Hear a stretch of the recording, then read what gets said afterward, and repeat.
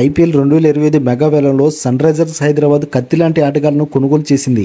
జట్టులోని ప్రధాన ఆటగాళ్లను రిటైన్ చేసుకున్న సన్ రైజర్స్ హైదరాబాద్ అందుకు అనుగుణంగా జట్టును కూడా నిర్మించుకుంది.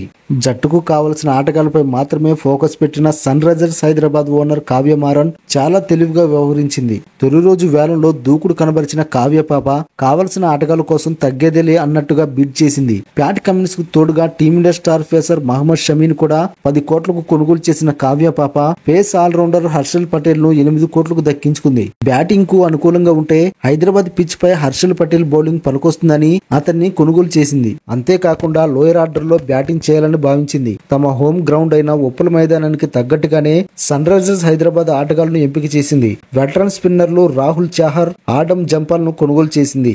నెంబర్ 3 స్లాట్ కోసం Indian wicket keeper cum batter Ishan Kishan ను 11.25 కోట్లకు భారీ ధరకు అయితే సొంతం చేసుకుంది. అనామక బ్యాటర్లు అభినవ్ మనోహర్ తో పాటు అథర్వ రైడర్ ను కూడా తీసుకుంది.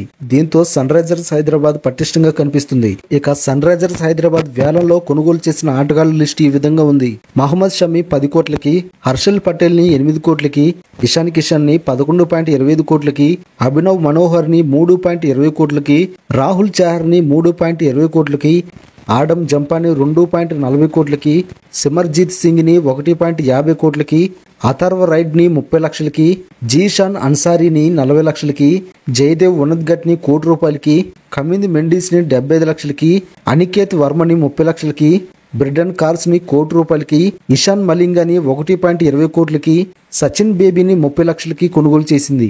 ఇక Sunrisers Hyderabad return list ఈ విధంగా ఉంది.